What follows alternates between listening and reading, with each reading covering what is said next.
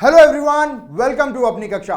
मैं हूं आपका युवराज भैया और आज हम लोग पढ़ने वाले हैं एक नया चैप्टर ऑर्गेनिक केमिस्ट्री का, जिसमें कि हम लोग अब ऑर्गेनिक केमिस्ट्री के इस दौर में एक स्टेप बढ़िया वाला आगे लेने वाले हैं। लेकिन इस चैप्टर की ओर बढ़ने के पहले थोड़ा सा मोटिवेशन हो जाए। मंजिलें उन्हीं को मिलती है जिनके सपनों में जान होती है। मैं कह रहा हूं, मंजिलें उन्हीं को मिलती है जिनके सपनों में जान होती है। पंखों से कुछ नहीं होता जनाब, हौसलों से उड़ान होती है, हौसलों से उड़ान होती है। तो आपके हौसले एकदम जबरदस्त होने चाहिए। यदि हौसले जबरदस्त है तो मंजिलें आपको मिलती रहेगी, मिलती रहेगी और मिलती रहेगी। तो इसी हौसले के साथ हम स्टार्ट कर रहे हैं एक नया चैप्टर जिसका नाम है classification and nomenclature of organic compounds. इस पर्टिकुलर चैप्टर में भैया हम लोग क्या सीखने वाले हैं। सबसे पहले आप देख सकते हैं यहां पर क्लासिफिकेशन लिखा हुआ है। अब जाहिर सी बात है, जब इतने सारे ऑर्गेनिक मॉलिक्यूल्स हमारे सामने थे तो क्लासिफिकेशन की एक बहुत ज्यादा जरूरत महसूस होने लगी थी। क्यों? क्योंकि सारा जंबल अप हो रहा था, एक साथ मिल गए। अरे यार, समझ में ही नहीं आ रहा कि कौन सा किस में है, कौन सा कहां कहलाया जाएगा, ये किस पार्ट में ऐसा नॉमेनक्लेचर यूज करना है, किस तरीके के किसी स्ट्रक्चर को हम लोग ये कहेंगे, किस तरीके के किसी स्ट्रक्चर को वो कहेंगे। ये सारी दिक्कतें आसान करने के लिए बनाया गया क्लासिफिकेशन और उनको नाम दिया गया, मतलब कि उनका नामकरण किया गया। हिंदी में क्या कहेंगे इसे हम? नामकरण, नॉमेनक्लेचर। अच्छा, तो अब जो क्लासिफिकेशन है ये बेसिकली क्लासिफिकेशन डिवाइडेड था दो पार्ट्स में, राइट? ये बेसिक क्लासिफिकेशन डिवाइडेड था दो पार्ट्स में। पहला जो था स्ट्रक्चर पे डिपेंड कर रहा था कि आपका जो कंपाउंड है इसका स्ट्रक्चर किस तरीके से है। क्या ये साइक्लिक है, क्या ये असाइक्लिक है, क्या ये ब्रांच्ड है, क्या ये अनब्रांच्ड है। इस तरीके से सारी चीजें हम लोग अभी पढ़ने वाले हैं। तो क्लासिफिकेशन का सबसे पहला जो था पार्ट वो था स्ट्रक्चर के बेसिस पे। दूसरा पार्ट था फंक्शनल ग्रुप के बेसिस पे। दूसरा क्लासिफिकेशन हुआ फंक्शनल ग्रुप। अब ये फंक्शनल ग्रुप क्या है ये मैं आपको बताऊंगा, बढ़िया से समझाऊंगा। Functional group and structure. Structure तो आपको पता है, कोई छोटा होता है, कोई मोटा होता है, कोई पतला होता है ना? तो वो उनका स्ट्रक्चर हो गया। हमने उन्हें क्लासिफाई कर दिया छोटे, मोटे और पतले में। अब फंक्शनल ग्रुप क्या है? अब किसी ने चश्मा पहना हो, किसी ने चश्मा नहीं पहना हो, राइट? ये उसका फंक्शन हो गया, राइट? किसी की आंखें ब्लू है, किसी की ब्लैक है, वो उसका फंक्शन हो गया, है ना? किसी के सर पे बाल है, किसी के सर पे बाल नहीं है, तो ये क्या हो गया? फंक्शन हो गया। मतलब स्ट्रक्चर तो सेम है ना? दो लड़कों को अगर मैं खड़ा कर दूं, दोनों का स्ट्रक्चर तो सेम है, लेकिन एक के सर पे यदि बाल नहीं है और दूसरे के सर पे यदि बाल है तो हम उसे क्या कहेंगे? एक को इसे टकला कहेंगे, इसे क्या टकला नहीं कहेंगे, राइट? तो फंक्शनल ग्रुप पे भी हमने अलग अलग चीजें यहां पर क्लासिफाई कर रखी है, ये भी हम लोग पढ़ेंगे। उसके बाद में हम लोग क्या पढ़ने वाले हैं? हम लोग पढ़ने वाले हैं नॉमेनक्लेचर, नामकरण। आपको पता है आपके अलग अलग नाम होंगे, है ना? कोई दोस्त आपको छोटू, मोटू, पिंटू कुछ कहलाता होगा, फिर घर पे आपका नाम कुछ अलग होगा, स्कूल में, कॉलेज में आपको कोई दोस्त अलग नाम से पुकारते होंगे, और रजिस्टर में जो नाम दिया गया है ऑफिशियल डॉक्यूमेंट्स में, उसमें आपका नाम कुछ अलग होगा, है ना? तो यही होता है नॉमेनक्लेचर। अब जैसे आपका भी दो नाम हो, जैसे आपके भी दो नाम होंगे, राइट? एक आपके दोस्त जो आपको प्यार से कहलाते होंगे, दोस्त हो या गर्लफ्रेंड हो, जो भी हो, आपको जो प्यार से बोलती होगी, बोलता होगा वो, और दूसरा जो डॉक्यूमेंट में आपका नाम लिखा हुआ है वो, दो अलग अलग नाम है। तो पहला जो नाम है इसे हम कहते हैं common name. Common name, common name एकदम, है ना? छोटू, मोटू, पिंटू, छोटू, जो भी है, ये कॉमन नेम हो गए। इसके बाद में जो ऑफिशियल नाम होता है, डॉक्यूमेंटेड नाम जो होता है, उसे हम कहते हैं आयुपैक नेम। ये आयुपैक क्या है, ये सारा चीज हम लोग पढ़ने वाले हैं धीरे धीरे। तो आयुपैक नॉमेनक्लेचर के अकॉर्डिंग रखा जाता है उसका ऑफिशियल नाम।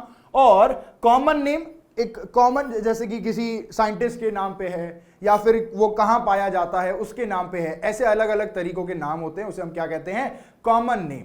और बाकी नॉमेनक्लेचर जो आयुपैक ने हमें दिया था, ये कमिटी है जिसने कुछ स्पेसिफिक रूल्स बनाए और उन रूल्स के बेसिस पर नाम दिया गया अलग अलग ऑर्गेनिक कंपाउंड्स का, और आज तक हम लोग इन्हें इन दोनों नाम से जानते हैं।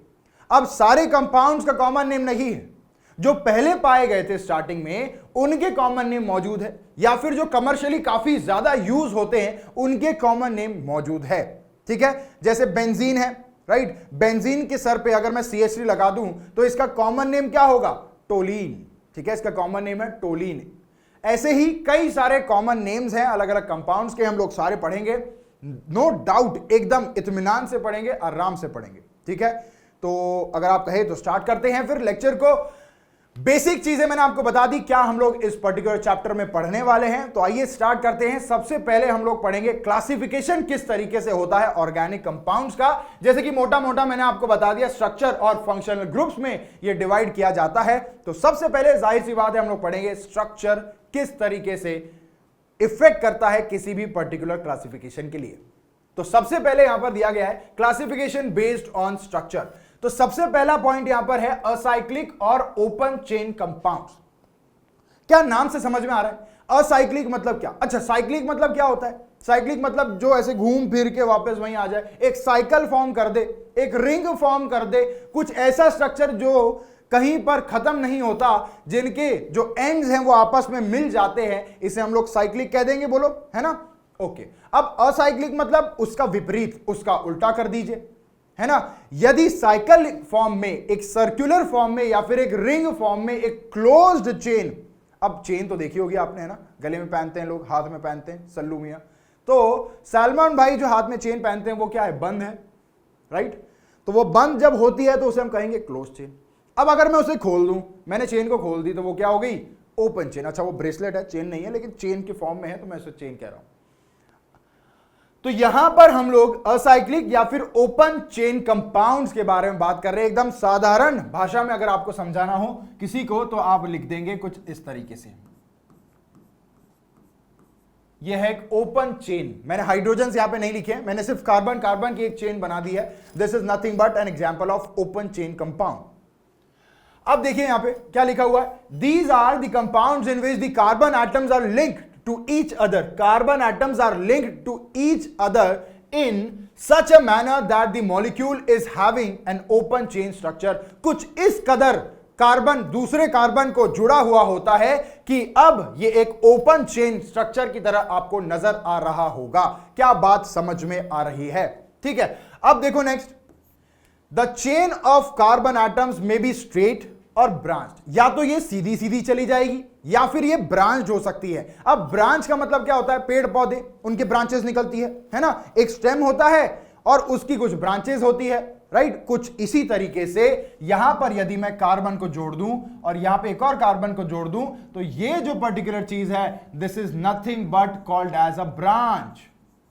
इसे हम क्या कहने वाले हैं? ब्रांच कहने वाले हैं। और ये जो यहां पर एक लाइन में हमें नजर आ रही है, this is known as main chain. ठीक है, इसे हम मेन चेन कहते हैं और ये हो गई ब्रांच्ड चेन। क्लियर बात है? Okay. These compounds are also called as aliphatic compounds. इनका दूसरा नाम जो है एलिफैटिक कंपाउंड्स है। क्लियर बात है, इसे याद रखना है। अगर ये तीनों पॉइंट्स एकदम बढ़िया से आपके खोपड़िया में घुस चुके हैं तो एक बार फटाफट इसे देख लेते हैं, उसके बाद बढ़ते हैं आगे। अच्छा भैया, कोई इसके एग्जाम्पल्स है क्या? अलग अलग तरीकों के मॉलिक्यूल्स, वो बता दीजिए। देखो, कोई भी पर्टिकुलर मॉलिक्यूल आप ले लो, CH3, CH2, CH3, this is an example. इसके अलावा यहां पे आप कुछ फंक्शनल ग्रुप इंट्रोड्यूस कर दो, दिस इज अनदर एग्जाम्पल। उसके बाद में आप यहां पर CH3, यहां पे CH, यहां पे CH2 और यहां CH3, यहां पे लगा दीजिए C डबल बॉन्ड O और यहां पे OH लगा देंगे। तो ये भी एक एग्जाम्पल है ओपन चेन कंपाउंड्स का, या फिर असाइक्लिक कंपाउंड्स का, या फिर एलिफैटिक कंपाउंड्स का।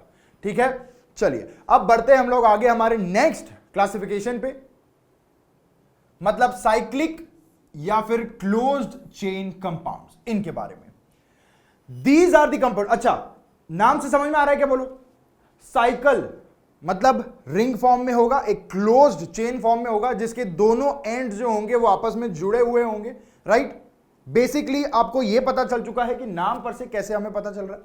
अब देखिए आगे, these are the compounds in which the carbon atoms are linked to each other. या तो कार्बन एटम्स एक दूसरे को लिंक्ड है या फिर to the atoms of other elements in such a manner that the molecule has closed chain or cyclic और ring structure. इन तीनों में से बेसिकली तीनों का मतलब एक ही है, क्लोज्ड हो, साइक्लिक हो या फिर एक रिंग हो, तीनों का मतलब एक ही है। बात ये कर रहे हैं कि यदि आपका मॉलिक्यूल कुछ ऐसे फॉर्मेट में है जिसमें कार्बन कार्बन एक दूसरे को अटैच होकर या फिर किसी दूसरे एलिमेंट को अटैच होकर एक रिंग फॉर्म कर रहे हैं, एक क्लोज चेन फॉर्म कर रहे हैं, तब आप इन मॉलिक्यूल्स को क्या कहेंगे? आप इन्हें साइक्लिक कंपाउंड्स कहेंगे या फिर आप इन्हें क्लोज चेन कंपाउंड्स कहकर पुकारेंगे। क्लियर बात है? मैं क्या कह रहा हूं? मैं कह रहा हूं कि कार्बन यदि कार्बन को अटैच्ड है और ये कार्बन किसी और कार्बन को, और इस तरीके से यदि ये एक दूसरे को अटैच्ड हैं, तो मैं इस पर्टिकुलर कंपाउंड को क्या कहूंगा? एक साइक्लिक कंपाउंड कहूंगा या फिर एक रिंग फॉर्म कहूंगा। क्लियर बात है? Okay. One or more close chain or rings may be present in the molecule। ये कह रहे हैं कि ऐसा जरूरी नहीं है कि एक ही क्लोज चेन होगी मॉलिक्यूल में, 2 हो सकती है, 3 हो सकती है, 4 हो सकती है। मतलब ये क्या कह रहे हैं? ये कह रहे हैं कि भैया आपका कंपाउंड कुछ इस तरीके से भी हो सकता है। जरूरी नहीं है सिर्फ एक ही रिंग होगी, 2 रिंग भी हो सकती है, 3, 4, 5 हजार रिंग हो सकती है। ठीक है, अब देखो, the compounds with only 1 ring of atoms in the molecule are known as. अगर लेट सपोज कि आपके कंपाउंड में मात्र एक रिंग मौजूद है, मतलब ये दूसरी रिंग को यदि मैं हटा दूं, ठीक है, ये दूसरी रिंग को मैंने हटा दिया, एक ही रिंग अगर आपके कंपाउंड में है, तो आप इस कंपाउंड को क्या कहेंगे? आप इस कंपाउंड को कॉमनली एक मोनोसाइक्लिक कंपाउंड कहकर पुकारेंगे। एक मोनोसाइक्लिक मतलब एक ही वहां पर रिंग है, एक ही वहां पर एक चेन है जो कि क्लोज्ड है। ठीक है, but those with more than 1 ring, एक से ज्यादा मतलब कुछ ऐसा है ना, एक से ज्यादा है तो उसे हम क्या कहेंगे? इस टर्म्ड एज पॉलीसाइक्लिक। मतलब एक से ज्यादा साइकिल वहां पे यदि आपको नजर आ रही है कार्बन कार्बन या फिर कार्बन से जुड़े हुए किसी एलिमेंट के साथ बनाए गए किसी स्ट्रक्चर की, तो आप उसे कह सकते हैं पॉलीसाइक्लिक कंपाउंड्स। क्या बात समझ में आ रही है? एक एक पॉइंट बेहतरीन तरीके से मैंने आपको क्लियर करके यहां पे समझाया है। एक बार फटाफट इसे देख लो, उसके बाद बढ़ते हैं हम नेक्स्ट टॉपिक पे। नेक्स्ट, अगर साइक्लिक कंपाउंड्स की बात करें तो ये डिवाइड होंगे 2 अलग अलग टाइप्स में। एक होता है होमोसाइक्लिक और दूसरा होता है हेट्रोसाइक्लिक। होमो का मतलब सेम, हेट्रो का मतलब अलग अलग। होमो में हम लोग उन कंपाउंड्स को काउंट करते हैं जो कि मात्र एक ही पर्टिकुलर गिवन एलिमेंट से बने हुए हैं। लेट सपोज कार्बन, अगर कोई रिंग, कोई क्लोज्ड कंपाउंड सिर्फ और सिर्फ कार्बन से बना हुआ है तो वो हो गया होमोसाइक्लिक कंपाउंड। लेकिन अगर कोई कंपाउंड है जिसमें रिंग में नाइट्रोजन, ऑक्सीजन, फ्लोरीन ऐसा कुछ कंपाउंड मौजूद है कार्बन के अलावा, तो आप उसे क्या कहेंगे? Heterocyclic compound. क्लियर बात है? साफ है? ओके। तो अब सबसे पहला आता है होमोसाइक्लिक, और कार्बोसाइक्लिक भी हम लोग इसे कहते हैं क्योंकि मोस्टली यार ये कार्बन से ही बनी हुई है, तो कार्बोसाइक्लिक भी इसे नाम किया जाता है।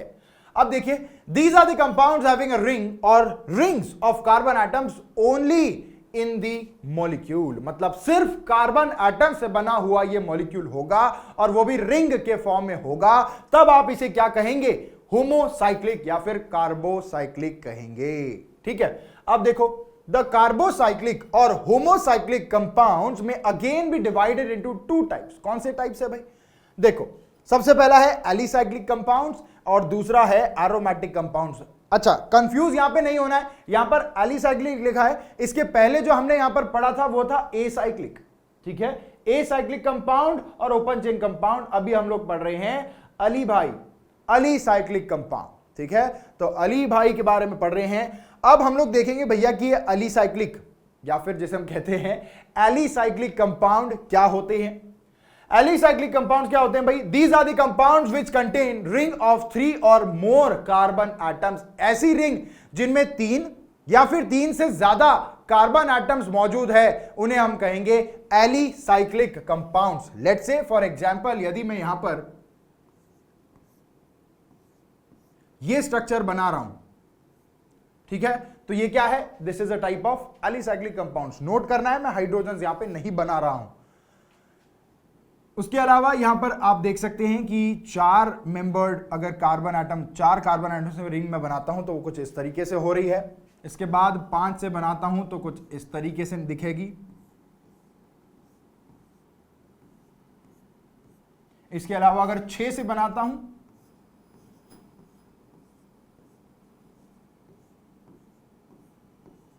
कुछ इस तरीके से बन रही होगी।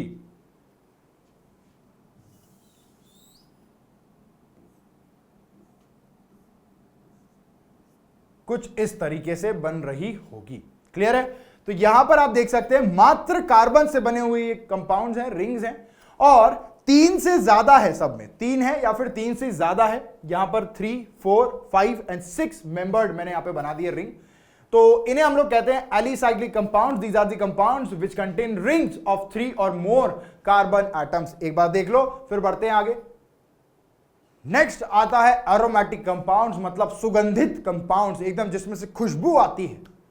उस खुशबू की बात नहीं कर रहा हूं मैं एक अच्छे ओडर, एक अच्छे स्मेल की बात कर रहा हूं। ठीक है? तो एरोमेटिक कंपाउंड्स का मतलब क्या होता है? जिन कंपाउंड्स में से एक बढ़िया सा एरोमा आता है। These compounds consist of at least 1 benzene ring. इसमें लगभग एक बेंजीन रिंग होनी चाहिए। बेंजीन रिंग क्या होती है मैं बता देता हूं। ये देखो भाई, ऐसे 6 मेंबर्ड रिंग है और साथ में अल्टरनेट डबल बॉन्ड और सिंगल बॉन्ड मौजूद है, तो इसे हम बेंजीन रिंग कहते हैं। इसका नाम क्या है? Benzene ring. यहां लिख दूं,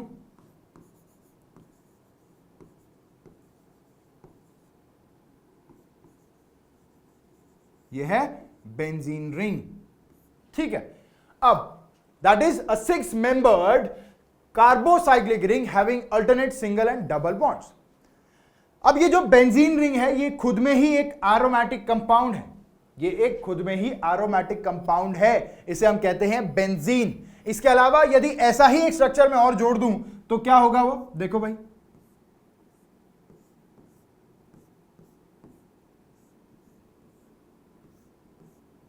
कुछ इस तरीके से। अगर एक और जोड़ दूं तो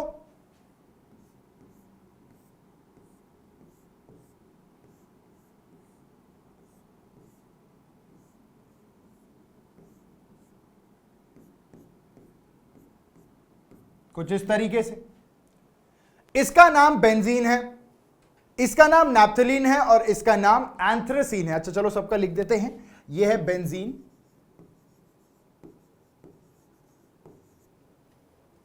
यह है नैप्थलीन। नैप्थलीन बॉल्स देखे आपने? अरे मम्मी वो डालती है ना जहां पे ऐसे कभी ऐसे बेड के नीचे, जो जिसे हम दीवान कहते हैं, उसके अंदर काफी सारा जब सामान होता है तो वहां पे मम्मी ऐसे व्हाइट कलर के कुछ नैप्थलीन बॉल्स आपने देखे होंगे जो कि मम्मी वहां पर स्प्रेड कर देती है। या फिर कई बारी बेसिन में होते हैं, आप लोग कहीं वॉशरूम में गए होंगे तो वहां पर आप देख सकते हो बेसिन में पड़े होते हैं, राइट? ये होते हैं नैप्थलीन से बने हुए, नैप्थलीन बॉल्स जिसे हम कहते हैं। ठीक है? ये नैप्थलीन और ये जो है ये है एंथ्रेसीन।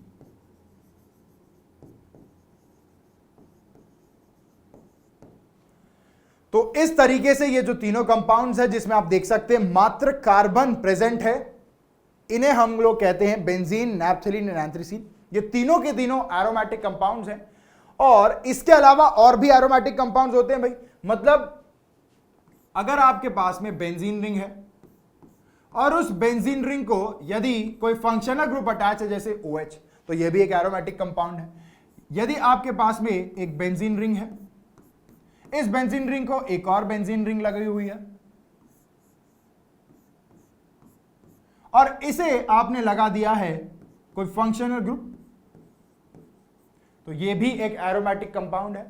इसके अलावा अगर हम बात करें, यहां पर आपके पास बेंजीन रिंग है और यहां पर आपने कोई NO2 फंक्शनल ग्रुप लगाया हुआ है, तो यह भी एक एरोमेटिक कंपाउंड ही है। और जो पीछे हमने सीखा ये 3 और अभी जो हमने देखा ये 3, ये सारे के सारे में आपको एक चीज कॉमन नजर आ रही है जो कि है बेंजीन। तो इन सारों को हम लोग क्या कहते हैं? Benzenoid structures. क्या कहते हैं? बेंजीनॉइड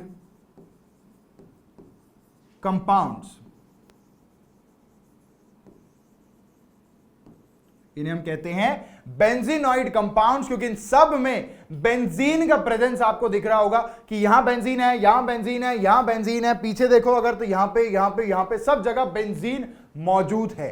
अगर ऐसे कंपाउंड्स है जिसमें बेंजीन मौजूद है रिंग के फॉर्म में, तो उन्हें हम कहते हैं बेंजीनॉइड कंपाउंड्स। और ऐसे कंपाउंड्स जिनमें बेंजीन मौजूद नहीं है, इन्हें हम लोग कहते हैं नॉन बेंजीनॉइड कंपाउंड्स। क्या बात साफ है?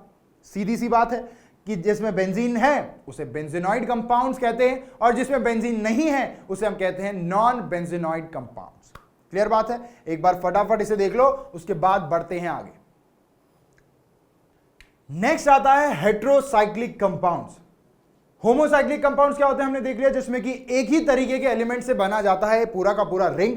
अब हम बात करने वाले हैं हेट्रोसाइक्लिक कंपाउंड्स, मतलब यहां पर कुछ ना कुछ गड़बड़ होगी। क्या गड़बड़ होगी आइए देखते हैं। These are cyclic compounds having ring or rings built up of more than one kind of atoms.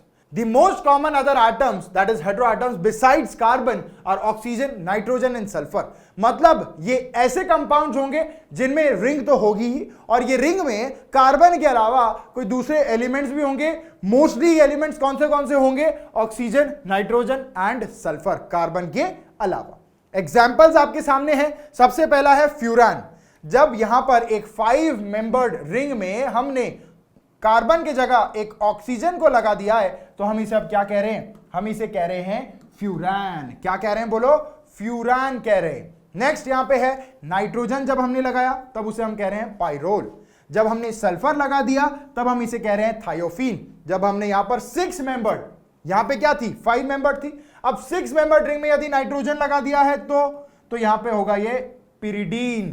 अब अगर यहां पर मैंने एक और 5 मेंबर ड्रिंक जोड़ दी और यहां इस 5 मेंबर ड्रिंक में नाइट्रोजन यानी कि एक स्ट्रक्चर लगा है जो कि आपको पाइरोल की तरह दिख रहा होगा, तो अब इस स्ट्रक्चर को हम लोग क्या कहते हैं? इंडोल कहते हैं। इसके बाद में यहां पे अगर देखें तो 6 मेंबर ड्रिंक है, दोनों आपस में अटैच्ड, और यहां पे है नाइट्रोजन, इसे हम कहते हैं क्विनोलिन, जो कि आपको कुछ पिरिडीन की तरह आधा नजर आ रहा होगा। ये सारे के सारे इनके कॉमन नेम्स हैं, आयुपैक नेम्स अलग होंगे, ये कॉमन नेम्स हैं। Furan, pyrrole, thiophene, pyridine, indole, quinoline, ये सारे के सारे इनके नाम्स हैं, और इन्हें हम लोग कहते हैं हेटेरोसाइक्लिक कंपाउंड्स, यानी कि कुछ ऐसे कंपाउंड जिसमें हेट्रो एटम, मतलब कि ऑक्सीजन, नाइट्रोजन या फिर सल्फर, मतलब कि ऐसे एटम्स अदर देन कार्बन को हम जब रिंग में पाते हैं तब हम उन्हें क्या कहते हैं? हम उन्हें हेट्रोसाइक्लिक कंपाउंड्स कहते हैं, और वो कुछ इस तरीके से है। एक बार फटाफट इन्हें देख लो, उसके बाद बढ़ते हैं आगे। नेक्स्ट आता है क्लासिफिकेशन। बढ़िया से अगर क्लासिफिकेशन यहां पर मैंने फ्लो चार्ट बनाकर कर रखा है आपके लिए। द क्लासिफिकेशन में बी समराइज्ड एज फॉलोज।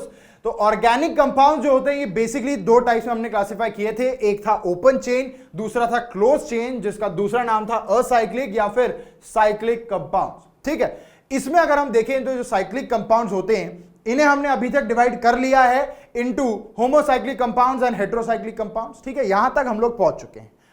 इसमें हमने एलिसाइक्लिक कंपाउंड्स पढ़ लिया है होमोसाइक्लिक कंपाउंड्स में, और एरोमेटिक कंपाउंड्स भी हमने पढ़ लिया है।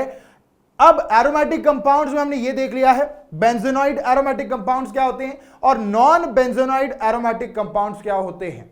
ठीक है, नॉन बेंजोनॉइड मतलब कि 6 मेंबर्ड एक एरोमेटिक कंपाउंड, यानी कि बेंजीन वहां पे मौजूद नहीं होगा। वो 7, 8, 9, 10 ऐसे अलग अलग, मतलब कि 6 से ज्यादा बेंजीन से ज्यादा उसमें कार्बन एटम्स होंगे, और उन्हें हम लोग नॉन बेंजोनाइड एरोमेटिक कंपाउंड्स कहकर पुकार रहे होंगे। ठीक है, एक बार फटाफट इस फ्लो चार्ट को देख लो, एक बार मेमोराइज कर लो, रिकॉल कर लो कि क्या क्या हमने अभी तक पढ़ा है, क्या हमें वो याद आ रहा है या फिर नहीं, और उसके बाद फिर हम बढ़ते हैं आगे। अब नेक्स्ट आता है classification based on the functional groups. अभी तक हमने जो देखा वो था classification based on the structure. अब हम लोग जो देखने वाले हैं वो क्लासिफिकेशन होगा based on the functional groups attach to that particular structure. मतलब क्या? लेट सपोज आपके पास में 3 लोग हैं भाई, है ना, एग्जाम्पल दे रहे हैं बढ़िया वाला। 3 इंसान है, देखो इनके पास भी सर है, इनके पास भी हाथ है और इनके पास भी पैर है। ठीक है, ये महोदय, इनके पास में भी हाथ है, इनके पास में भी पैर है। ठीक है, उसके बाद में ये महोदय हैं, इनके पास में भी हाथ है और इनके पास में भी 2 पैर है और एक सर है। क्लियर बात है? 3 हमारे यहां पर पंटर लोग हैं, 3 इडियट्स। तो अब पहला वाला जो था ये चश्मा पहनता था, ठीक है, बड़ा क्यूट लगता था। दूसरा वाला जो था ये चश्मा नहीं पहनता था, लेकिन इसके सर पे बाल थे, ठीक है, छोटे बाल थे, ज्यादा नहीं, छोटे बाल थे। तो अब चश्मे वाला तो खुश ही रहता है, लेकिन टकला था। उसके बाद में यहां पर क्या थे, बाल थे, तो ये भी खुशी था। और यहां पर इसके बाल जो थे ये थोड़े से बढ़ गए थे, है ना, थोड़े से ज्यादा बाल थे इसके। ये लड़की थी शायद, है ना। तो मतलब स्ट्रक्चर तो तीनों का सेम था, दोनों को 2 हाथ और 2 पैर है तीनों को यहां पर, लेकिन पहले वाले व्यक्ति ने यहां पर चश्मा पहन रखा है। डिफरेंस, पॉइंट ऑफ डिफरेंस समझा रहा हूं। चश्मा पहन रखा है और पर इसके सर पे बाल नहीं है। दूसरे वाले के सर पे बाल है, इसने चश्मा नहीं पहन रखा। और तीसरे वाले के सर पे बाल है, चश्मा नहीं पहन रखा है, लेकिन जो बाल है वो लंबे बाल है। हो गया डिफरेंस। ये हो गए उनके फंक्शनल ग्रुप। ये है बेसिक अल्केन का स्ट्रक्चर, और उस पर यदि मैं फंक्शनल ग्रुप चेंज कर दूं तो वहां पर बात चेंज हो जाएगी, वो एक अलग कंपाउंड कहलाएगा। मैं क्या कहना चाहता हूं, आइए थोड़ा पंक्तियों से पढ़ते हैं। Classification based on the functional groups. The compounds of only carbon and hydrogen are called as hydrocarbons. सीधी सी बात है, हाइड्रोजन और कार्बन से सिर्फ, मैं कह रहा हूं मात्र हाइड्रोजन और कार्बन से बने हुए कंपाउंड्स को हम लोग क्या कहेंगे, हाइड्रोकार्बन्स कहेंगे, ठीक है। अब इसके अलावा hydrocarbons are considered as the parents of all the organic compound. जी हां, बिल्कुल, इन्हें पेरेंट कहा जाता है सारे के सारे ऑर्गेनिक कंपाउंड का, क्योंकि इन्हीं से बने हुए होते हैं वो कंपाउंड। बेसिक स्ट्रक्चर जो होता है वो यही होता है, क्या, हाइड्रोकार्बन। इस हाइड्रोकार्बन में से यदि मैं एक हाइड्रोजन को रिमूव कर दूं तो वहां पर एक फंक्शनल ग्रुप लगाने के बाद एक जो स्ट्रक्चर तैयार होगा वो एक नया स्ट्रक्चर होगा, और जो स्ट्रक्चर जहां से हमने इसे तैयार किया है उसे हम कहेंगे पेरेंट स्ट्रक्चर या फिर हाइड्रोकार्बन। क्लियर बात है, एकदम क्लियर है, वेरी नाइस। आगे देखो, all other compounds are obtained from hydrocarbons by the replacement of 1 hydrogen. जो मैंने आपको कहा था 1 हाइड्रोजन, या फिर उससे ज्यादा भी हो सकते हैं, more hydrogen atoms with other atoms या फिर groups. Let's say for example, अगर मैं यहां पर एक कंपाउंड ले रहा हूं CH3 और यहां पे CH2 और इसका ये एक हाइड्रोजन है, ठीक है। मैंने क्या किया, मैंने इस हाइड्रोजन को यहां से हटाया, रिप्लेस कर दिया, मतलब माइनस कर दिया एक हाइड्रोजन को, और मैंने यहां पे क्लोरीन लगा दिया। तो अब जो नया कंपाउंड बन रहा होगा वो कुछ इस तरीके से दिखेगा, बोलो CH3 CH2 और यहां पे लगा हुआ होगा एक मात्र क्लोरीन, ठीक है। अब क्या ये इसका पेरेंट कंपाउंड है? जी हां, ये इसका पेरेंट कंपाउंड है। और ये जो नया स्ट्रक्चर बना है, इस पे जो फंक्शनल ग्रुप लगा हुआ है, इसे हम लोग कहते हैं हैलोजन, जो कि है क्लोरीन। एक नया कंपाउंड वहां पे तैयार हो चुका है bye the replacement of hydrogen with an atom या फिर ग्रुप। अब मैं अगर यहां पर इस क्लोरीन को हटाकर मैं कहूं कि मैं एक एसिड का ग्रुप लगाना चाहता हूं, C डबल बॉन्ड OH, तो क्या यह भी हो सकता है? जी हां, बिल्कुल हो सकता है। लगा दीजिए C डबल बॉन्ड O और यहां पे क्या है, OH है। ये अब एक एसिड बन चुका है। पहले क्या था, हाइड्रोकार्बन था। मैंने क्या किया, एक हाइड्रोजन को हटाया, तो अब ये क्या बन गया, एक एसिड बन गया। एक या फिर एक से ज्यादा भी आप अटैच कर सकते हैं, ऐसा नहीं है मात्र एक हाइड्रोजन का ही यहां पर रिप्लेसमेंट हो रहा होगा। 1 2 3 कितने भी हाइड्रोजन हो सकते हैं। क्लियर बात है, बात समझ में आ रही है। हर एक नया कंपाउंड हर एक हाइड्रोजन की चेंज करने के बाद बनता रहेगा, बनता रहेगा। अब यही चीज यहां पर भी लिखी हुई है भाई। ये देखो, ये हमारा हाइड्रोकार्बन है, इसमें से हमने एक हाइड्रोजन को यहां से भगा दिया और एक X ग्रुप, कोई भी एक ग्रुप, एक X ग्रुप हमने यहां पर लगा दिया, एक X एटम हमने यहां पे लगा दिया। तो ये क्या है, derivative of hydrocarbon. This is nothing but the derivative of hydrocarbon. क्या बात समझ में आ रही है? Thus, most of the organic compounds consist of 2 parts. कौन से वो parts है? Each of which is called as a group or a radical. ये हो गया उसका group. Both of these groups are responsible for the properties of the compound. और ये सारे ग्रुप्स जो है, जो अभी चेंज हो रहे हैं, ये रिस्पॉन्सिबल होते हैं उस गिवन पर्टिकुलर कंपाउंड की प्रॉपर्टीज को दर्शाने के लिए। मतलब अगर मैं कहूं, इसे नाम देने की बात आएगी तो मैं इसे चश्मिश कहूंगा, ठीक है, टकला भी कह सकता हूं, है ना। इसे कुछ और नाम होगा, इसे कुछ और नाम होगा। तो ये जो पर्टिकुलर चेंजेस यहां पे नजर आ रहे हैं आपको इन तीनों व्यक्तियों में, ये बता रहे हैं कि इनकी प्रॉपर्टीज अलग है। ये टकला है, ये टकला नहीं है। क्लियर बात है। ये प्रॉपर्टीज चेंज होती जा रही है जैसे जैसे उनका फंक्शनल ग्रुप चेंज हो रहा है, ऐसा ही कुछ हमारे कंपाउंड्स में भी होता है और इसी तरीके से हम इन्हें क्लासिफाई करते हैं in terms of functional groups. तो बात अगर आपके दिमाग में घुस चुकी है तो एक बार फटाफट इसे देख लो, उसके बाद बढ़ते हैं आगे। अब जितने भी अलग अलग कंपाउंड्स होते हैं ऑर्गेनिक वाले, यहां पर जो डिफरेंस आता है ये आर का आता है। अगर किसी एक फंक्शनल ग्रुप को हम लोग पकड़ लें तो कई सारे अलग अलग कंपाउंड्स वहां से बन सकते हैं। डिफरेंस वहां पे होता है आर का, और कई बार डिफरेंस यहां पे फंक्शनल ग्रुप का हो जाता है, मतलब कि 1 2 3 फंक्शनल ग्रुप एक ही कंपाउंड में आपको दिखेंगे। ठीक है, तो वो भी पढ़ेंगे, लेकिन अभी के लिए बढ़ते हैं आगे। The group R represents the carbon hydrogen framework. Carbon और हाइड्रोजन के बीच जो फ्रेमवर्क है वो रिप्रेजेंट करता है ये R, which mainly affects the physical properties. ज्यादातर करके फिजिकल प्रॉपर्टीज जैसी होगी, बॉइलिंग पॉइंट, मेल्टिंग पॉइंट, इनको अफेक्ट करता है मेजरली वो। और उसके बाद में अगर देखा जाए फंक्शनल ग्रुप की बात करें, while group X is known as the functional group which is responsible for the chemical properties of the compounds। Chemical properties decide होती है फंक्शनल ग्रुप से और फिजिकल प्रॉपर्टीज डिसाइड होती है इनके स्ट्रक्चर से, मतलब कितने आर ग्रुप में कार्बन मौजूद है उसके हिसाब से वहां पर उसकी फिजिकल प्रॉपर्टी को जज करेंगे। A functional group is an atom. Definition है फंक्शनल ग्रुप की, याद रखना है। A functional group is an atom or group of atoms present in a molecule that gives the molecule its characteristic chemical property। तो definition भी यही कह रही है कि फंक्शनल ग्रुप एक ऐसा ग्रुप है या फिर एक ऐसा ग्रुप है एटम्स का जिससे डिसाइड होती है chemical properties of that particular compound. ठीक है, एक बार फटाफट देख लो, फिर हम डिसाइड करते हैं, हम पढ़ते हैं कि कितने अलग अलग टाइप के फंक्शनल ग्रुप्स मौजूद हैं।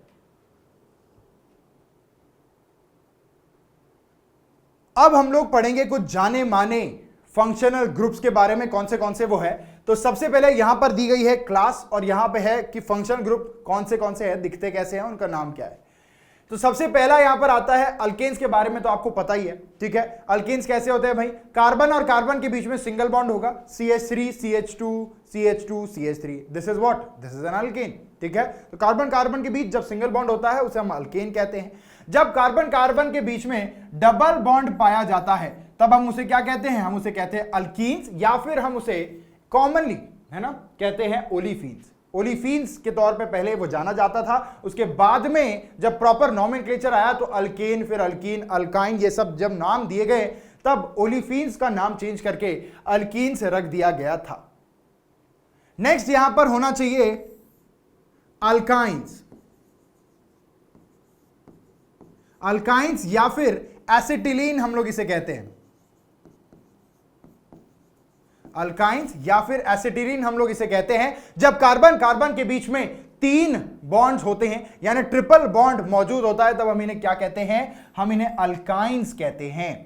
हैलाइड्स, फ्लोरीन, क्लोरीन, ब्रोमीन, जितने भी हैलोजेंस हैं इन्हें हम लोग हैलाइड्स कहते हैं, राइट, या फिर हैलो कंपाउंड्स कहते हैं। अल्कोहल जब आता है तब यहां पे OH ग्रुप आपको नजर आएगा, या फिर हम इसे हाइड्रोक्सी भी कहते हैं, OH, hydroxy, hydrogen and oxygen, hydroxy. इसके बाद में जो SH आता है OH के जैसा ही SH है, वैसे इसे हम थायोल्स कहते हैं। नेक्स्ट आता है कीटोन, जिसमें कार्बोनिल ग्रुप तो प्रेजेंट है ही, और इस कार्बोनिल ग्रुप के दोनों साइड में आपको R ग्रुप नजर आएगा, तो तब हम इसे कीटोन कहते हैं और कीटोनिक ग्रुप हम इसे कहते हैं। नेक्स्ट आता है थायोकीटोन्स, जैसे कि यहां पर मैंने ऑक्सीजन हटा के सल्फर लगाया तो अल्कोहल्स का थायोल्स हो गया, वैसे ही यहां पर जैसे ही मैंने ऑक्सीजन को हटा के सल्फर लगा दिया तो यहां पे कीटोन्स का क्या हो गया, थायोकीटोन्स। ठीक है, नेक्स्ट है ईथर्स। ईथर्स कैसे होते हैं, कार्बन और कार्बन के बीच अगर ऑक्सीजन नजर आए, ठीक है, तो हम उसे क्या कहते हैं, ईथर्स कहते हैं, राइट। यहां पे आप फलाना ढिमकाना कितनी भी बड़ी चेन हो, यहां पर भी उसी प्रकार कितनी भी बड़ी चेन हो, हम उन्हें कहते हैं ईथर्स, अगर ऑक्सीजन से जुड़े हुए हैं दोनों चेन तो। अल्कोक्सी भी कहते हैं भाई, अल्क मतलब ये अल्केन वाला पार्ट, ठीक है, और ऑक्सी मतलब ये अल्कोक्सी। क्लियर बात है, ओके। देन आता है थायो ईथर्स, जैसे मैंने ऑक्सीजन की जगह यहां पर सल्फर लिख दिया था, वैसे अब ऑक्सीजन की जगह मैं यहां पर सल्फर ले लेता हूं, तो अब जो पहले ईथर था वो अब क्या हो गया, थायो ईथर्स हो गया। नेक्स्ट आता है कार्बोक्सिलिक एसिड्स। कार्बोक्सिलिक एसिड में आप देखेंगे कि C डबल बॉन्ड OH ऐसा एक फंक्शनल ग्रुप आपको नजर आएगा, उसे हम एसिड्स कहते हैं, और या फिर हम लोग इसे कार्बोक्सिलिक कहेंगे, कार्बोक्सिलिक कहते हैं। ठीक है, इस पर्टिकुलर पार्ट को क्या कहते हैं, कार्बोक्सिलिक पार्ट कहते हैं।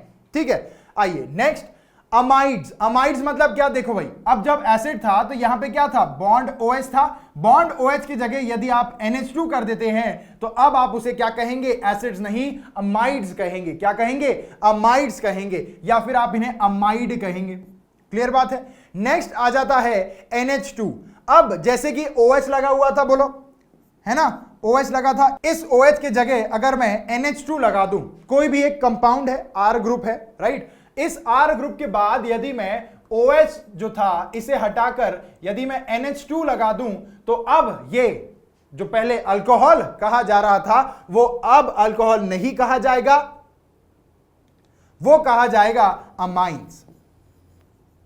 ठीक है, इसे आप क्या कहेंगे, अमाइंस कहेंगे। क्लियर बात है। नेक्स्ट है साइनाइड्स या फिर नाइट्राइल्स। इसमें आप देखेंगे कि C और N यानी कार्बन और नाइट्रोजन के बीच में ट्रिपल बॉन्ड मौजूद होगा, हम इसे साइनो भी कह के पुकारते हैं, इसे कहते हैं हम लोग साइनाइड या फिर नाइट्राइल्स कहते हैं। ठीक है, नेक्स्ट आता है नाइट्रो कंपाउंड्स। नाइट्रो मतलब NO2। NO2 जब भी आपको नजर आए तब आप क्या कहेंगे, नाइट्रो कंपाउंड्स कहेंगे उन्हें। नेक्स्ट आते हैं ईस्टर्स। ईस्टर्स मतलब क्या, C डबल बॉन्ड O और बाद में O। ठीक है, आपने एसिड का ग्रुप देखा था, अगर याद है तो हमने देखा कि कार्बन है, डबल बॉन्ड O है और यहां पे OH है। अब यदि इस H को हटाकर मैं एक फंक्शनल ग्रुप या फिर मैं कहूं चलो अल्केन वहां पर लिख दूं, कोई भी तमाम, लेट सपोज मैंने एक कार्बन लिख दिया, अब ये जो चीज है this is nothing but esters. ध्यान रखना है, ईथर और ईस्टर में काफी बच्चे कंफ्यूज होते हैं, कंफ्यूज यहां पे नहीं होना है। ईस्टर्स है ये और वो ईथर्स है। ईथर में दो कार्बन के बीच मात्र एक ऑक्सीजन रहेगा, यहां पर दो कार्बन के बीच, अगर यहां पे कार्बन है, दो कार्बन के बीच आपको ये वाला पार्ट जो एसिड जैसा दिखता है वैसा वाला पार्ट आपको नजर आएगा, तब आप उसे क्या कहेंगे, ईस्टर कहेंगे। नेक्स्ट आता है एसिड हैलाइड्स। एसिड हैलाइड्स मतलब देखो, एसिड में क्या था, C डबल बॉन्ड O और यहां पे OH था। अब इस OH को हटा के यदि मैं एक हैलोजन लिख दूं तो उसे हम क्या कहेंगे, एसिड हैलाइड्स कहेंगे या फिर असाइल हैलाइड करके कहेंगे। एक बार फटाफट इन सब को देख लो, इन सबको याद करने की कोशिश करो, इन सबको समझने की कोशिश करो और उसके बाद हम बढ़ते हैं आगे। नेक्स्ट है होमोलॉगस सीरीज। अब ये होमोलॉगस सीरीज क्या होती है, देखिए, compounds having same carbon work and same functional group in the molecules possesses similar properties. ये कह रहे हैं कि ऐसे कंपाउंड्स जिनमें कार्बन का फ्रेमवर्क सेम होगा और साथ ही में जो फंक्शनल ग्रुप है ये भी सेम होगा, और अगर ये दोनों चीज सेम है तो यहां पर लगभग जो मॉलिक्यूल्स होंगे ये सिमिलर प्रॉपर्टीज शो कर रहे होंगे। अच्छा, कार्बन का फ्रेमवर्क सही बोला है, अच्छा कार्बन का फ्रेमवर्क सिमिलर बोला है, ऐसा नहीं कि पूरा का पूरा फ्रेम सिमिलर है, राइट। नंबर ऑफ कार्बन वहां पे अलग होंगे। अब क्योंकि नंबर ऑफ कार्बन अलग हो रहे हैं तो नंबर ऑफ हाइड्रोजन भी वहां पे अलग हो रहे होंगे। ठीक है, लेट्स से फॉर एग्जांपल अगर मैं बात करूं, यहां पर है CH3OH, राइट। इसका दूसरा अगर मैं बात करूं होमोलॉगस इसकी सीरीज की, तो दूसरा सीरीज होगा यहां पर CH3 CH2 and then OH, right. अब इसमें अगर कंपेयर हम दोनों में करें तो ये CH3OH वाला जो है, इसमें आप अगर हाइड्रोजन काउंट करें तो हाइड्रोजन कितने हैं, 4, कार्बन कितना है, 1, और ऑक्सीजन कितना है, 1। ठीक है, अब इसमें काउंट करिए, इसमें कार्बन कितने हैं, 2, हाइड्रोजन कितने हैं, 6, और ऑक्सीजन कितना है, 1। क्लियर बात है यहां पर। अब यदि आप इसका डिफरेंस देखेंगे तो आपको हमेशा हमेशा जो डिफरेंस यहां पर इनका मिलेगा वो होगा CH2। ये यूनिट का डिफरेंस आपको मिलेगा, जो कॉन्जिक्यूटिव एक के बाद एक आने लगेंगे, तब आप डिफरेंस पाएंगे कि CH2 का डिफरेंस होगा। ठीक है, चलो उसमें भी है, देखो यहां पे एक कार्बन है, यहां 2 कार्बन, यहां 4 है, यहां 6, 2 हाइड्रोजन का फर्क है। ठीक है, अभी डिटेल में हम लोग पढ़ेंगे। Such compounds when arranged in order, ऐसे कंपाउंड्स को जब हम एक ऑर्डर में अरेंज करते हैं, ऑफ देयर मॉलिक्यूलर मासेस, कैसा ऑर्डर है? मॉलिक्यूलर मासेस का ऑर्डर है, constitute a series called as homologous series and the individual member are called as homologies. हर एक मेंबर को होमोलॉगी कहा जाता है और पूरी की पूरी सीरीज को कहा जाता है होमोलॉगस सीरीज। क्लियर बात है? Okay. A homologous series can be defined, अब एक बनी हुई बढ़िया सी डेफिनेशन हम लोग पढ़ रहे हैं इसकी। A homologous series can be defined as a group of compounds in which the various members have similar structural features and similar chemical properties and the successive members differ in their molecular formula by CH2, जो कि मैं आपको already बता चुका हूं। Clear बात है? और बेहतर तरीके से हम लोग इसे जानने वाले हैं। उसके पहले एक बार फटाफट इसे देख लो, उसके बाद बढ़ते हैं आगे। नेक्स्ट अब ये होमोलॉगस सीरीज के कुछ जनरल कैरेक्टरिस्टिक्स है, उस पर नजर डालते हैं। All compounds in the series are composed of same elements, carbon, hydrogen और जो भी एलिमेंट्स का वो फंक्शनल ग्रुप बना होगा वो, and contain the same functional group। ठीक है? All compounds in the series can be represented by one general formula of various homologous series of monohydric alcohols can be represented by general formula। क्या है यहां पर? देखो भाई, CnH2n plus 1OH। अब आपको कंफ्यूज हो रहा होगा कि ये फॉर्मूला क्या है, इसमें क्या है ये फॉर्मूले में। देखो एकदम आसान है, कोई भी डरने की जरूरत नहीं है। ये जो n है, this n is nothing but 1, 2, 3, 4, है ना, सीरीज बनती जाएगी। n का वैल्यू चेंज करिए और उसके बाद आने वाला होमोलॉगी आपको मिल जाएगा। ठीक है? लेट्स से सपोज मैंने n की वैल्यू रखी है 1, ठीक है? तो यहां पे 1 रहेगा, कार्बन 1, ये आपको लिखा हुआ नहीं दिख रहा है लेकिन यहां पे 1 है। ठीक है? उसके बाद में यहां पर लिखा है 2n+1, इतने नंबर ऑफ हाइड्रोजन्स रहेंगे। तो अगर मैं n = 1 करता हूं तो यहां पे 2n+1 यदि मैं करूं, n = 1 अगर है तो 2 × 1+1 हो जाएगा, तो मतलब ये 3 आ जाएगा। ठीक है? तो यहां पर आ गया 3 एंड OH, खत्म। इसके बाद में when n = 2, अगर n 2 रहेगा तब क्या होगा? देखो भाई, CnH2n + 1OH, ये फॉर्मूला है। n की जगह हमने 2 लिख दिया तो मतलब C तो 2 हो गया। अब हाइड्रोजन कितने होंगे? तो हमारे पास फॉर्मूला है 2n+1, तो n क्या है? 2 × 2 + 1 यहां पे होगा, तो ये हो जाएगा 4 + 1 = 5। मतलब हाइड्रोजन कितने होंगे? 5, और बचा हुआ OH आपको लिखना है। ये आ गया नेक्स्ट होमोलॉगी, मतलब ये C2H5OH। इसी तरीके से आप जैसे जैसे n की वैल्यू चेंज करते रहेंगे वैसे वैसे आपको नेक्स्ट होमोलॉग मिलते रहेगा। और इस ही अकॉर्डिंग यहां पर 4 जो होमोलॉग मैंने लिखे रखे हैं, और इसी अकॉर्डिंग 4 होमोलॉग्स यहां पे मैंने लिख रखे हैं। तो आप देख सकते हैं एक एक करके जो डिफरेंस 2 के बीच में आ रहा है वो है CH2 का। देखिए, इन दोनों के बीच में डिफरेंस CH2 का है, इन दोनों के बीच में CH2, और इन दोनों के बीच में भी CH2, जैसा कि मैंने आपको बताया था। The formula of various homologies can be written by giving the values 1, 2, 3 to n। n को आप ये तमाम वैल्यूज देंगे और आपको अलग अलग होमोलॉग मिलते रहेंगे। The molecular formula of each member differs from the members above and below it by 1, that is CH2 group, right? एक CH2 ग्रुप से डिफर करेगा, चाहे आप इसका ले ले, चाहे आप इसका ले ले, इसका ले ले, इसका ले ले, कुछ भी कर दें, है ना। स्किप नहीं करना है, ऐसा नहीं करना कि इसका हटा दिया फिर इसका देख रहे हैं, हाँ, स्किप नहीं करना है। आपको एक के बाद एक जो आ रहे हैं उनका डिफरेंस देखना है। तो डिफरेंस हमेशा आपको किसी भी पर्टिकुलर होमोलॉगस सीरीज में CH2 का ही मिलेगा। ठीक है? चलिए एक बार फटाफट इस पर नजर डालिए, उसके बाद बढ़ते हैं आगे। अब नेक्स्ट जो थर्ड कैरेक्टरिस्टिक यहां पे आता है, ये उस CH2 के जैसा ही है। The molecular mass of every 2 adjacent members का जो मॉलिक्यूलर मास का डिफरेंस है ये आपको 14 का मिलेगा। क्यों? क्योंकि CH2, जी हां, CH2 जो होता है ये यहां पे आप देख सकते हैं, CH2 जो होता है यहां पे आप ये देख सकते हैं कि यहां पर 12 कार्बन का है और 2 हाइड्रोजन का 2 है, मतलब टोटल में 14 का डिफरेंस आपको मिल रहा होगा। या तो CH2 का डिफरेंस है या फिर 14, है ना, दोनों एक ही बात है।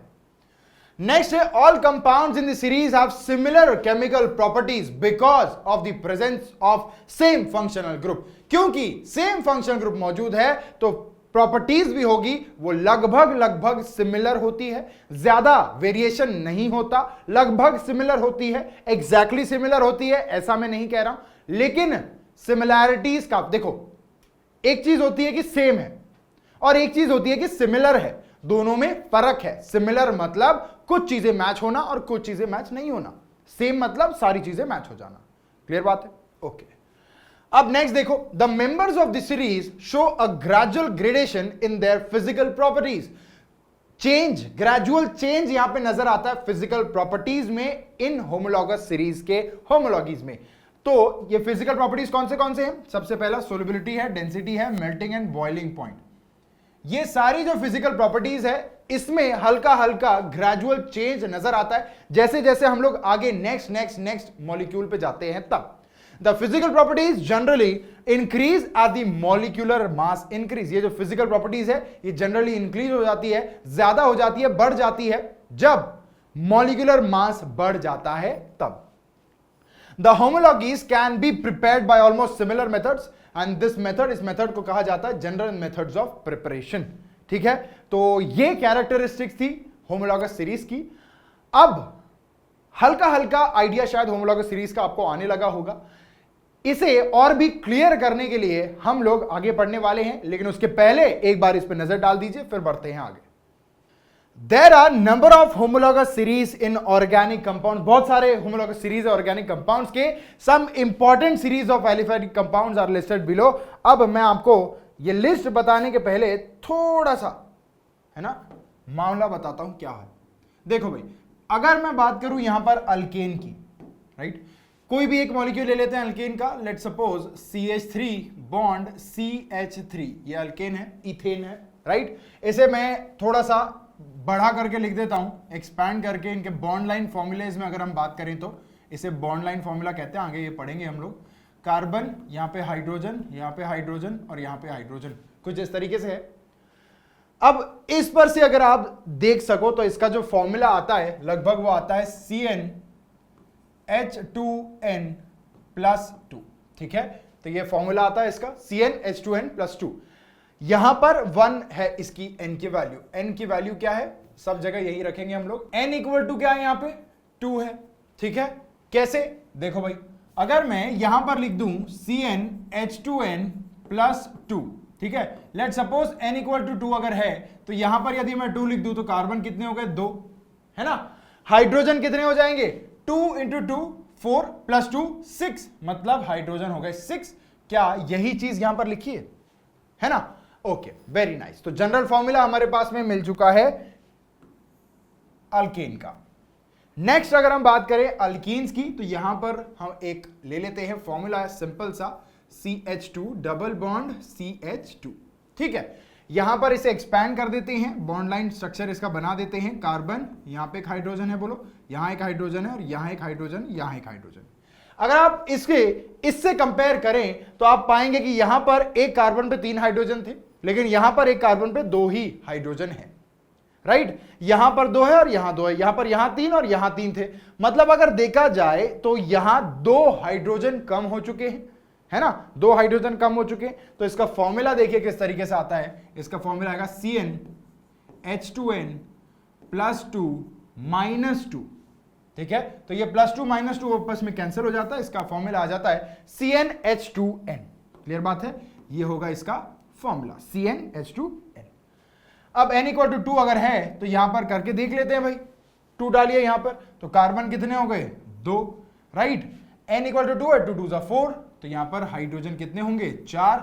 काउंट कर लीजिए, 2 कार्बन 4 हाइड्रोजन। ठीक है, समझ में आ रहा है। अब बात करते हैं अल्काइंस की। CH ट्रिपल बॉन्ड CH, इसका बॉन्ड लाइन स्ट्रक्चर भी एकदम सिंपल है, carbon triple bond carbon bond hydrogen. देखिए यहां पे 6 थे, यहां 4 और यहां 2, मतलब और 2 कम हो गए। तो यहां पर फॉर्मूला क्या आएगा इसका, CnH2n-2। समझ रहे हैं, n की वैल्यू 2 डाल दीजिए, 2 डाल दी तो कार्बन कितने आ गए, 2 आ गए कार्बन। हाइड्रोजन की अगर बात करें तो यहां पर 2 2 4 हो गया, राइट। 4 - 2 यहां पे जैसे मैं करता हूं तो आ जाएगा 2। तो हाइड्रोजन कितने हैं? 2, C2H2 देख लीजिए, 2 कार्बन 2 हाइड्रोजन। तो यहां पर ये 3 इनके जनरल फॉर्मूलाज है।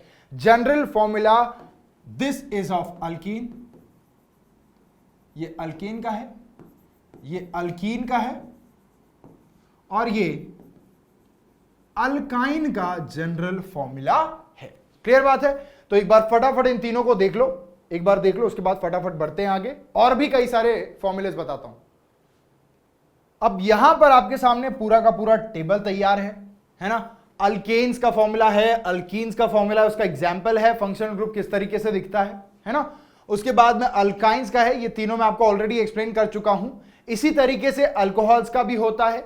आपको क्या करना है, अल्केन में से एक हाइड्रोजन, हम क्या करते हैं मुझे बताओ, अल्कोहल कैसा दिखता है? देखो, अगर मैं बात करूं, मेरे पास ये है CH3, राइट, ये क्या है, एक इथेन है। अच्छा, मैंने यार इसे ऐसा लिखा है, देखो CH3, एक हाइड्रोजन को मैंने बाहर लिया और यहां पे H2 करके इस हाइड्रोजन को ऐसा लिख दिया, ठीक है।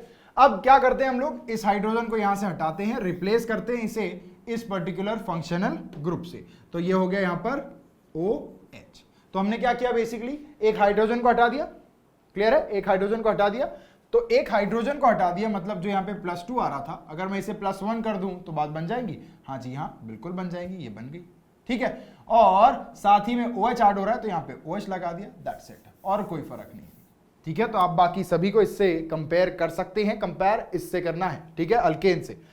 उसके बाद है मोनोहाइड्रिक अल्कोहल्स यहां पर, देन है अल्डिहाइड्स किस तरीके से होते हैं, देन कीटोन्स का फॉर्मूला क्या है और कीटोन्स किस तरीके से होते हैं, मोनो कार्बोक्सिलिक एसिड यहां पर लिखा हुआ है और किस तरीके से दिखते हैं, उनका फंक्शनल ग्रुप कैसा है वो भी वहां पर दिया गया है। एक बार बढ़िया तरीके से इस टेबल पर नजर डाल दीजिए, फिर और भी कुछ हम लोग बचे हैं, जनरल फॉर्मूला बचे हैं, वो मैं आपको बताता हूं। सिमिलर तरीके से यहां पे ईथर्स है, यहां आप देख सकते हैं, देखो ये ईथर का जनरल फॉर्मूला है। उसके बाद यहां पर ये अमाइंस का जनरल फॉर्मूला है, प्राइमरी, सेकेंडरी, टर्शियरी अमाइन, और ये उनके फंक्शनल ग्रुप, प्राइमरी ऐसा दिखता है, सेकेंडरी ऐसा और टर्शियरी ऐसा। उसके बाद में यहां पर अमाइड्स हैं, अमाइड्स का भी यहां पे आपके लिए फॉर्मूला दिया गया है, इस तरीके से होता है। देखो सारे के सारे ये फॉर्मूले याद करने की जरूरत नहीं है, बिल्कुल भी इसका कोई ज्यादा कुछ काम नहीं आता, ये बेसिक इंफॉर्मेशन के लिए है, ठीक है। अभी हम लोग जीरो से हीरो बन रहे हैं, तो यार जीरो तो सीखना पड़ेगा ना अगर हीरो बनना है तो, वरना अगर पता ही नहीं है कि जीरो क्या होता है तो हीरो कैसे बनेंगे। ओके, तो ये चीजें हमें पता होनी चाहिए। अब इसके अलावा और भी कुछ है, नाइट्राइल्स, नाइट्राइल्स यहां पर जनरल फॉर्मूला ये रहा, और फंक्शनल ग्रुप इसका C∧N है। उसके बाद थायोल्स, थायोल्स का ये रहा जनरल फॉर्मूला, SH करके हम लोग रिप्रेजेंट करते हैं थायोल्स को, और उसके बाद में थायो ईथर्स, तो यहां पर इस तरीके से इसका फॉर्मूला, और ये रहा इसका फंक्शनल ग्रुप। एक्स्ट्रा इंफॉर्मेशन मैंने आपको ऑलरेडी दे दी है बढ़िया टैबुलर फॉर्म में, इसी तरीके से आप इन्हें अपने नोट्स में भी लिखेंगे। एक ये रहा, दूसरा ये, और तीसरा ये। टोटल यहां पर 14 मैंने आपको यहां पर अलग अलग जनरल फॉर्मूलेस बताए हैं, अलग अलग फंक्शनल ग्रुप्स के, जिसमें कि अलग अलग होमोलॉगस सीरीज है, ठीक है। तो एक बार फटाफट इन्हें देख लो, उसके बाद बढ़ते हैं आगे। नेक्स्ट जो पार्ट हमें देखना है वो है एक नया पार्ट, मतलब कि saturated and unsaturated hydrocarbons. Saturated and unsaturated का मतलब क्या होता है भाई, आइए देखते हैं। If in an organic compound containing 2 और मोर कार्बन एटम्स, एक ऐसा ऑर्गेनिक कंपाउंड जिसमें 2 या 2 से ज्यादा कार्बन एटम्स होते हैं, there are only single bond between carbon atoms, और यहां पे क्या होगा, सिर्फ एक सिंगल बॉन्ड होगा कार्बन एटम्स के बीच, then the compound is said to be saturated, ठीक है। सिंगल बॉन्ड यहां पे होना चाहिए, then the compound is said to be saturated. Ethane हो गया, एन प्रोपाइल अल्कोहल हो गया, एसिटाल्डिहाइड हो गया, ये सारे तमाम कंपाउंड जो है ये सैचुरेटेड कहलाते हैं। लेट्स से फॉर एग्जांपल यहां पे मैं लिख देता हूं CH3 बॉन्ड CH3, या फिर मैं लिख दूं यहां पर CH3 bond CH2 bond OH, ठीक है। या फिर मैं यहां पर लिख दूं CH3 bond C double bond O, यहां पे हो गया H। ये सारे के सारे क्या है, सैचुरेटेड हाइड्रोकार्बन्स कहलाते हैं। अच्छा, on the other hand if the compound contains at least one pair of adjacent carbon atoms linked by a multiple bond, मतलब कम से कम एक भी वहां पर डबल बॉन्ड या फिर ट्रिपल बॉन्ड है। मल्टीपल बॉन्ड की बात हो रही है, सिंगल बॉन्ड के अलावा सारे bonds multiple bonds, double bond हो या फिर ट्रिपल बॉन्ड हो, यदि एक भी डबल बॉन्ड या फिर ट्रिपल बॉन्ड मिल जाता है तो उससे हम अनसैचुरेटेड हाइड्रोकार्बन्स में कह सकते हैं। इथाइलिन, एसिटिलीन, विनाइल अल्कोहल, एक्राल्डिहाइड, ये सारे के सारे एग्जांपल्स किसके हैं? अनसैचुरेटेड के हैं। लेट्स से फॉर एग्जांपल मैं यहां पर लिखता हूं CH2 डबल बॉन्ड CH2, ये क्या है? एक अनसैचुरेटेड कंपाउंड है। लेट्स से सपोज मैं यहां पर लिखता हूं CH3 bond CH2 bond CH double bond CH single bond CH2 bond C triple bond CH। Clear बात है? तो ये जो कंपाउंड आपको यहां पे नजर आ रहा है, ये क्या है? ये भी एक अनसैचुरेटेड है। जरूरी नहीं है यहां पे ट्रिपल बॉन्ड होना चाहिए, डबल बॉन्ड भी हो तो भी वो अनसैचुरेटेड है, ट्रिपल बॉन्ड भी हो तब भी वो अनसैचुरेटेड कंपाउंड है। क्लियर बात है? तो यहां पर इनके एग्जांपल्स हैं और ये दोनों हैं सैचुरेटेड एंड अनसैचुरेटेड का फर्क। और ये फर्क होता है सैचुरेटेड एंड अनसैचुरेटेड हाइड्रोकार्बन्स का फर्क। ठीक है, तो एक बार फटाफट इसे पढ़ लो, उसके बाद बढ़ते हैं आगे। अब हम लोग जंप कर रहे हैं इस पर्टिकुलर चैप्टर के दूसरे पड़ाव पे, जिसका नाम है nomenclature of organic compounds. Organic compounds का नॉमेनक्लेचर अब हम लोग करने वाले हैं स्टेप बाय स्टेप। अब इसमें दो पर्टिकुलर सिस्टम है, एक है ट्राइवियल सिस्टम यानी कि कॉमन नेम्स वाला सिस्टम, और दूसरा यहां पर है आईयूपैक सिस्टम, जो कि एक आईयूपैक कमिटी है। इन्होंने हमें एक सिस्टम दिया है प्रॉपर ऑर्गेनाइज्ड वे में, सिस्टमैटिक वे में, जिससे हम लोग बाकी जितने भी मॉलिक्यूल्स हैं इस दुनिया में उनका नाम बताते हैं। अच्छा, तो सबसे पहले हम लोग देखने वाले हैं ट्राइवियल सिस्टम, लेकिन उसके पहले मैं आपको बढ़िया सा एक एग्जांपल देता हूं कि भैया ये कॉमन नेम और आईयूपैक नेम का क्या लफड़ा है। सब पैदा हुए हैं, ठीक है, आप भी पैदा हुए, कभी ना कभी मैं भी पैदा हूं। तो जब हम पैदा होते हैं, नो डाउट मम्मी पापा जब आप पैदा होने के होते हो तो डिसाइड कर लेते हैं कि ये लड़का हुआ तो मैं उसे चंगू कहूंगा, लड़की हुई तो मैं उसे मंगू कहूंगा, ठीक है, ऐसे कहते हैं। लेकिन उसके बाद में जब आप पैदा हो जाते हो तो एक रजिस्ट्री होती है कि आपका नाम क्या है, जो भी अकॉर्डिंगली आपके नाम डिसाइड होते हैं ना, फर्स्ट लेटर देखने के बाद, उसके बाद वो नाम लिखा जाता है कि भैया ये नाम है इनका। जैसे मेरा नाम है युवराज सिंह, तो यहां पर युवराज सिंह मेरा नाम लिखा जाएगा। तो ये हो गया मेरा बाहर का नाम, ऑफिशियल नाम, ठीक है। लेकिन घर का नाम ये है क्या? नहीं, घर का नाम दूसरा, मैं आपको नहीं बताऊंगा वो नाम, ठीक है। तो आपका भी ऐसे ही होगा, दोस्त कुछ और बोलते हैं, फिर घर में कुछ और होता है, स्कूल में कुछ और नाम लिखा हुआ है, राइट, इसी तरीके से होता है। तो यही डिफरेंस है कॉमन नेम और आईयूपैक नेम में। कॉमन नेम उसका एक्चुअली कॉमन नेम है, ठीक है, राइट। कोई लंबा होता है तो हम उसे लंबू कह देते हैं, वो क्या हो गया? उसका कॉमन नेम हो गया, ठीक, ओके। अब देखो trivial system, this is the oldest system of naming organic compound, सबसे पुरानी एकदम बिल्कुल। Whenever a new compound was discovered, it was given an individual's name, मतलब जिसने भी उसको डिस्कवर किया है उसका नाम दे दिया जाता था पुराने टाइम में। लेकिन अब लेट्स से फॉर एग्जांपल एक एलिमेंट है जो कि मैंने डिस्कवर किया है, तो उसका नाम हो गया युवराज, है ना। अब मैंने एक और एलिमेंट डिस्कवर कर लिया, तो अब क्या रखेंगे भाई? युवराज 2? नहीं। तो ये दिक्कतें आने लगी, ऐसी कई सारी तमाम दिक्कतें थी जिसकी वजह से आईयूपैक नोमेनक्लेचर का यहां पर जन्म हुआ था। लेकिन उसके पहले हम लोग अभी पढ़ने वाले हैं ट्राइवियल नोमेनक्लेचर। आइए देखते हैं next point. Such a name was assigned at the whim of the discoverer and had no system, कोई प्रॉपर सिस्टम नहीं था। डिस्कवर जिसने किया है उसके बेसिस पे उसका नाम दे दिया जाता था। These trivial name are called as common names, इन्हीं ट्राइवियल नेम्स को हम लोग क्या कहते हैं? कॉमन नेम्स कहते हैं, ठीक है। आगे देखिए, the following example justify the above statement, ये जो अभी स्टेटमेंट हमने पढ़ी उसे जस्टिफाई करते हैं ये सारी चीजें। क्या है? सबसे पहला, acidic acid derives it's name from vinegar of which it is chief constituent.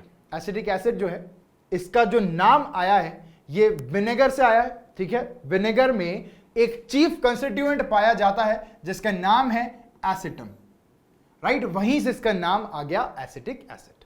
उसके बाद formic acid was named as it was obtained from red ants, लाल चींटियों से फॉर्मिक एसिड बनता है। जी हां, कहीं पे लाल चींटी अगर मिलती है तो उन्हें ले आओ और उसकी चटनी बना दो, वो चटनी काय की होगी? फॉर्मिक एसिड की होगी।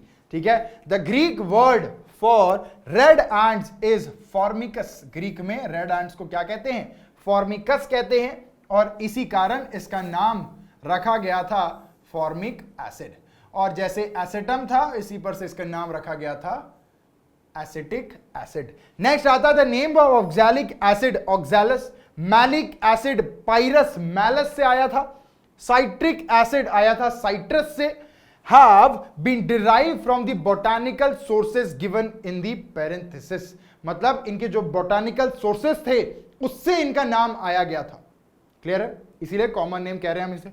यूरिया हो गया एंड यूरिक एसिड हो गया, they have been derived their names from urine in which both are present. Urine से इन दोनों का नाम आया था, एक को यूरिया दे दिया, एक को यूरिक एसिड दे दिया, क्योंकि ये यूरिन में पाए जा रहे थे तो उनको उस तरीके का नाम दे दिया गया। ठीक है, तो इस तरीके से होते हैं। एक बार फटाफट इन्हें देख लो भाई, सारे के सारे नाम एक बार आप याद करने की कोशिश करिए। अगर याद कर पाते हैं तो बेहद बढ़िया, नहीं कर पाते हैं तो कोई बड़ी दिक्कत यहां पे आपको फेस नहीं करनी पड़ेगी, लेकिन पता हो ये बेहतर है। एक बार फटाफट देख लो, उसके बाद बढ़ते हैं आगे।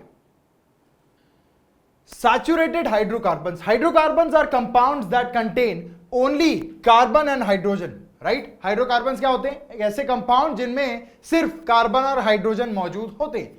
The saturated hydrocarbons contain only single bonds between these carbon and hydrogen.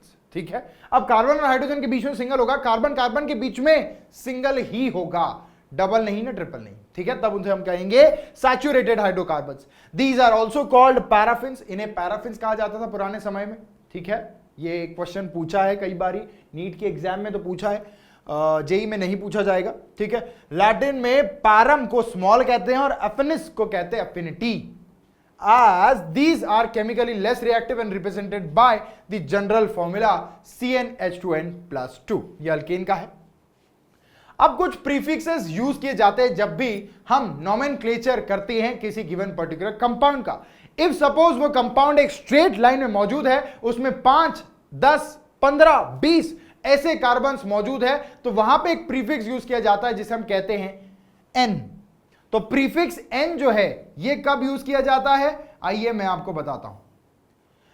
Prefix n is used for those paraffins in which all the carbon atoms are in one single continuous chain, एक single continuous chain में मौजूद है। तो मतलब मैं क्या कह रहा हूं, मैं कह रहा हूं कि यदि कार्बन लगा हुआ है, कि यदि कार्बन लगा हुआ है, कार्बन को कार्बन, कार्बन को कार्बन, कार्बन को कार्बन, कार्बन को कार्बन, ऐसे एक चेन यदि है, तो उसे हम जब भी नाम देंगे, फलाना ढिमकाना यदि उसका नाम है, तो हम उसे नाम देंगे एन फलाना ढिमकाना। ठीक है, चलो अब लेट सपोज एक एग्जांपल ले लेते हैं।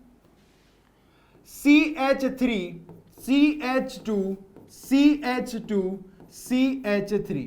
ठीक है, ये एक एग्जांपल है। 1 2 3 4 कार्बन यहां पे हैं, मतलब यहां पे आने वाला इसका नाम ब्यूट।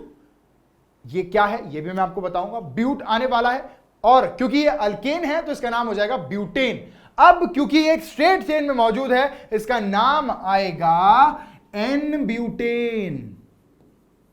मात्र ब्यूटेन नहीं लिखना, एन ब्यूटेन लिखना, तब ज्यादा बेटर ये नाम दिखेगा। ठीक है, तो इस तरीके से होता है प्रीफिक्स एन। इसके बाद में और भी प्रीफिक्स है, वो हम लोग पढ़ेंगे, लेकिन उसके पहले एक बार फटाफट यहां पे नजर मार लो। आगे बढ़ने के पहले एक टेबल मैं आपको यहां पे पढ़ाना चाहता हूं, तो वो टेबल हम लोग यहां पर बना लेते हैं भाई। अब इस टेबल में ऐसा क्या है, यहां पर मैं लिख रहा हूं CH4, इसे हम लोग क्या कहेंगे, इसे हम कहते हैं मीथेन। क्या कहते हैं, मीथेन कहते हैं। जब यहां पे C2H6 हो जाएगा, देखो डिफरेंस क्या है, 2 का है, राइट, क्या 2 का, CH2 का डिफरेंस है। ठीक है, तो अब यहां पे मैं C2H6 यदि लिखता हूं तो ये मीथेन नहीं, इसे अब हम इथेन कहेंगे। जब यहां पे C3 आ जाएगा और यहां पे H8 आ जाएगा, तो अब इसे हम क्या कहेंगे, प्रोपेन। इसके बाद में यदि यहां पर C4 आ जाता है और H10 आ जाता है तो यहां पे आ जाएगा ये ब्यूटेन। यही था पहले ब्यूटेन। देखो 1 2 3 4 4 कार्बन्स, 3 + 2 कितने हो गए 5, 3 + 2 5, 5 और 5 10, तो 10 हाइड्रोजन होते थे। तो यहां पर हम इसे लिखते हैं ब्यूटेन। अगर यहां पर रहे C5H12 तो इसे हम कहते हैं पेंटेन। याद रखना है भाई, ठीक है। इसके बाद में यदि यहां पर कार्बन आ गए 6 और हाइड्रोजन आ गए यहां पर 14 तो इसका नाम क्या आ जाएगा, इसका नाम आ जाएगा यहां पर हेक्सेन। इसके बाद में अगर हम बात करें C7 और H16 की तो इसे हम कहेंगे 7 कार्बन वाले को हेप्टेन। अब ये बस अगले बार अगर आपको अल्केन के जगह अल्कीन की ये सीरीज लिखनी है तो आप बस एन के जगह ईन लिखेंगे, ENE को हटाकर ये ANE को हटा के ENE लिखेंगे। ये हो जाएगा हेप्टीन, हेक्सीन, मिथीन, मिथीन तो होता नहीं है खैर, इथीन, प्रोपीन, ब्यूटीन, पेंटीन, ठीक है, ये होगा। इसके बाद में आता है C8 H18, ये हो जाएगा आपका ऑक्टेन। उसके बाद में आता है C9 H20, ये आ जाएगा आपका नोनेन। और लास्ट में यहां पर इससे ज्यादा हम लोग नहीं पढ़ेंगे, C10 H22, ये आ जाता है डेकेन। ठीक है, तो ये सारे के सारे जो मैंने लिखे हैं this is nothing but alkenes containing carbon कितने हैं यहां पे 1 से लेके 10 तक। क्लियर है? एक बार फटाफट इसे देख लो, उसके बाद बढ़ते हैं आगे। अब प्रीफिक्स एन के बाद में यहां पे आता है prefix iso and prefix neo. अब ये जो आइसो होता है यहां पे एक स्पेशल एक साइन आपको दिखेगा, एक स्पेशल अरेंजमेंट दिखेगी कार्बन एटम्स की, अगर वो दिखता है मतलब वो आइसो है। ठीक है, लेट से फॉर एग्जांपल यहां पर CH3 है, यहां पर लगा है कार्बन, यहां पे है CH3 और यहां पर लगा हुआ है CH3, ये हाइड्रोजन इधर है। ये क्या है? This is nothing but isobutane. Isobutane है ये। अब ये तो आइसोब्यूटेन है, लेट सपोज अगर ये ब्रांच होती किसी भी चेन की तो इस तरीके से लिखी जाती, CH3 बॉन्ड कार्बन, यहां पे CH3, ये CH है, यहां पर CH2 और यहां पर ये अगर ब्रांच होती किसी की भी तो अब क्या हम इसे आइसोब्यूटेन कहते? नहीं, ये हो जाता अब आइसोब्यूटाइल। ठीक है, इस तरीके से। अब यहां पे आइसोब्यूटेन मैंने लिया है, अगर यहां पे मैं CH3 को हटा के CH2 CH3 कर दूं तो वो हो जाएगा आइसोपेंटेन, राइट। और यहां पर यदि उसे ब्रांच चेन के तौर पे मुझे नाम देना है तो वो लिखूंगा मैं आइसोपेंटाइल। क्लियर है? ओके, देख लो भाई, पढ़ते हैं। Prefix iso is used for those paraffins in which the methyl group is attached to the second last carbon. देखो 1 2 3, सेकेंड लास्ट कार्बन पे यदि मिथाइल लगा हुआ है और ये एक कंटीन्यूअस चेन है तो यहां पे आप क्या लिखेंगे? प्रीफिक्स में आइसो लिखेंगे।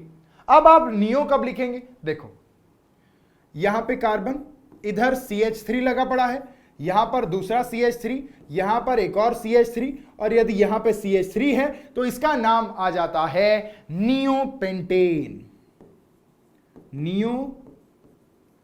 पेंटेन।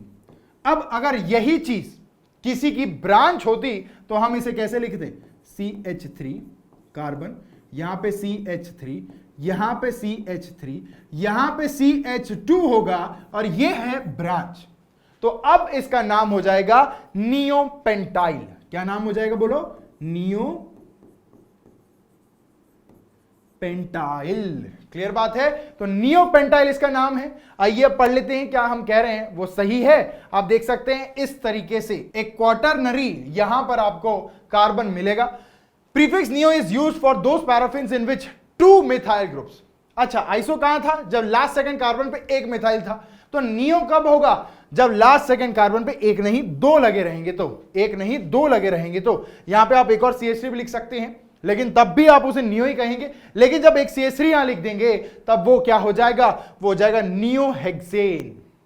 ठीक है, इस तरीके से यहां पे एक एक्स्ट्रा कार्बन अगर लिख दे तो। लेकिन अगर वो ब्रांच है किसी की तो वो होगा नियोहेक्साइल, YL। इस ANE को हटा के YL लगाना है जब वो एक ब्रांच है तब। जैसे ये एक ब्रांच है आइसोब्यूटाइल, तो हमने यहां पे YL लगाया है, ANE हटाकर यहां पे आइसोब्यूटेन लिखा था। यहां पे ये नियोपेंटेन है और यहां पे ये है नियोपेंटाइल। क्लियर बात है? एक बार फटाफट इस पे नजर डाल दीजिए। अगर एकदम बढ़िया से आपके खोपड़िया में घुस चुका है तो उसके बाद बढ़ते हैं आगे।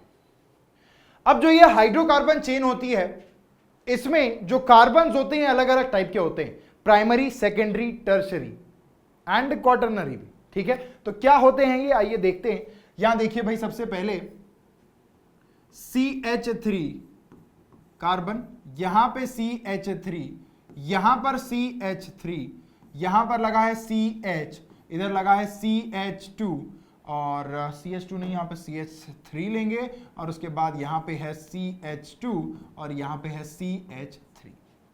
ठीक है, ये हमारे पास कंपाउंड है। अब यहां ये एक अलग कार्बन है, ये एक अलग कार्बन है। अलग अलग कलर में लिख देते हैं सबको ताकि कंफ्यूज ना हो। ये एक अलग कार्बन है। उसके बाद में अगर देखें तो यहां पर ये एक अलग कार्बन है और फाइनली यहां पर एक और कार्बन है अलग, वो की है ये। ठीक है, अब इन सब में क्या अलग है भाई, इसे हम प्राइमरी, सेकेंडरी, टर्शरी कैसे कह रहे हैं? देखो, किसी एक कार्बन को यदि मात्र एक कार्बन लगा हुआ है तो वो हो गया प्राइमरी, अगर 2 लगे हैं तो वो सेकेंडरी, अगर 3 लगे हैं तो वो टर्शरी, 4 लगे हैं तो वो क्वाटरनरी कहलाता है। ठीक है, अब यहां पर ये जो पिंक बॉक्स वाला कार्बन है, दिस इज क्वाटरनरी, और क्वाटरनरी को हम लोग ऐसे लिखते हैं 4 डिग्री जैसे। इसके बाद में आप देखेंगे कि यहां पर 1 कार्बन, 2 कार्बन, 3 कार्बन और 4 कार्बन को ये जुड़ा हुआ है। टर्शरी कौन सा है? ये रहा टर्शरी, ये 1 कार्बन, 2 कार्बन और 3 कार्बन को अटैच्ड हैं। इसके बाद में ये है सेकेंडरी, ये यहां पर 1 और 2 कार्बन्स को अटैच्ड है। उसके बाद में यहां आता है प्राइमरी, ये मात्र अकेला एक ही कार्बन को अटैच्ड है। इसके अलावा यहां पर 1, 2, 3, 4, ये जो 4 अलग अलग कार्बन्स हैं, ये सारे के सारे प्राइमरी है। ठीक है, तो इस तरीके से हम लोग बताते हैं कि किसी भी कंपाउंड में जो प्राइमरी है वो कौन सा है। यदि वो 1 कार्बन को जुड़ा हुआ है तो प्राइमरी, अगर वो 2 कार्बन को जुड़ा हुआ है तो सेकेंडरी, अगर वो 3 कार्बन को जुड़ा है तो टर्शरी, और ये 4 को जुड़ा है तो वो क्वाटरनरी। एक सबसे बढ़िया मॉलिक्यूल है जिसमें कि चारों के चारों पाए जाते हैं। ठीक है, तो याद रखना इस चीज को। नीचे लिखा है normal hydrocarbons contain either only primary और both primary and secondary. Normally अगर जो हाइड्रोकार्बन्स आपने देखे होंगे इसमें ज्यादा करके प्राइमरी एंड सेकेंडरी मौजूद होते हैं। नो ब्रांचिंग प्रेजेंट, ज्यादा कुछ खास ब्रांचिंग नहीं होती है। नॉर्मल हाइड्रोकार्बन्स की बात कर रहे हैं। यहां पर जब थोड़ा सा जो कॉम्प्लेक्सिटी है वो इंक्रीज हो जाती है तब वहां पे आप सेकेंडरी के बाद टर्शरी और क्वाटरनरी पाएंगे। ठीक है, तो एक बार फटाफट से देख लो, उसके बाद बढ़ते हैं आगे। अब इसी चीज को हम लोग फटाफट पढ़ लेते हैं भाई, क्या है primary, secondary, tertiary and quaternary carbons. There are 4 types of carbons, primary, secondary, tertiary and quaternary. तो वो क्या है? सबसे पहला यहां पर है primary carbon, a carbon atom attached to one और no other carbon atom is termed as primary carbon atom. वही चीज ये लोग कह रहे हैं, ठीक है, जो मैंने आपको बताई है। सेकेंडरी कार्बन एटम क्या होता है? A carbon atom attached to 2 other carbon atoms is termed as secondary. उसके बाद similarly tertiary, a carbon atom attached to 3 other carbon atoms is called as tertiary carbon atom. और quaternary, a carbon atom attached to 4 other carbon atoms is termed as a quaternary carbon atom. ठीक है, iso hydrocarbons contain a tertiary carbon atom that is CH3। इस तरीके से होता है। Iso क्या structure हमने बताया था अभी आपको, CH कैसा था? CH3 बॉन्ड कार्बन, यहां पे था CH3 और यहां पे हाइड्रोजन और यहां पे CH3। इस तरीके से बोलो ये पर्टिकुलर स्ट्रक्चर आता है ना, है ना। तो यहां पर आप देख सकते हैं कि ये जो कार्बन है 1, 2 और 3 कार्बन को अटैच्ड है, मतलब ये टर्शरी कार्बन है। बस यही एक कह रहे हैं। उसके बाद जो नियो हाइड्रोकार्बन है उसमें जो क्वाटरनरी कार्बन एटम है ये प्रेजेंट होता है। नियो मतलब कि यहां से एक और आप CH3 लगा देंगे तो ये क्या हो जाएगा, नियो हो जाएगा। ठीक है, इस कचरे को मैं यहां से साफ कर देता हूं। अब आपको चीजें क्लियर दिख रही होगी। एक बार फटाफट सभी पर नजर डाल दो, उसके बाद बढ़ते हैं आगे। नेक्स्ट है अल्काइल ग्रुप। अब भाई अल्काइल ग्रुप क्या होता है, जो मैंने आपको ऑलरेडी बताया हुआ है। क्या है अल्काइल ग्रुप, देखो लेट सपोज अगर मेरे पास में एक मॉलिक्यूल है CH3, ठीक है। अब यहां पे 3 हाइड्रोजन लगे हैं इस पर्टिकुलर कार्बन को। अब मैं क्या कर रहा हूं, देखो मैंने इस कार्बन से जो 3 हाइड्रोजन जुड़े हुए थे उनको अलग कर दिया। एक हाइड्रोजन यहां, एक हाइड्रोजन यहां और एक हाइड्रोजन यहां। अब मैं क्या करूंगा, अब मैं सिर्फ एक हाइड्रोजन को, मात्र एक हाइड्रोजन को वहां से निकाल लूंगा। अब जैसे ही मैंने एक हाइड्रोजन को वहां से निकाला, -H हो गया, बोलो। अब यहां पे बचा क्या, देखो CH3 बॉन्ड CH2 बचेगा, बोलो यस और नो। पहले 3 थे, एक हाइड्रोजन में हटा दिया, 2 बचे। इस पे आएगा पॉजिटिव चार्ज, क्लियर बात है। या फिर अगर पॉजिटिव चार्ज ना भी आए तो आप कहेंगे कि कुछ इस तरीके से अब ये कहीं पर भी कनेक्ट हो सकता है। ये था अल्केन, ये है अल्काइल। ये अटैच्ड होता है किसी भी गिवन चेन में कुछ इस तरीके से।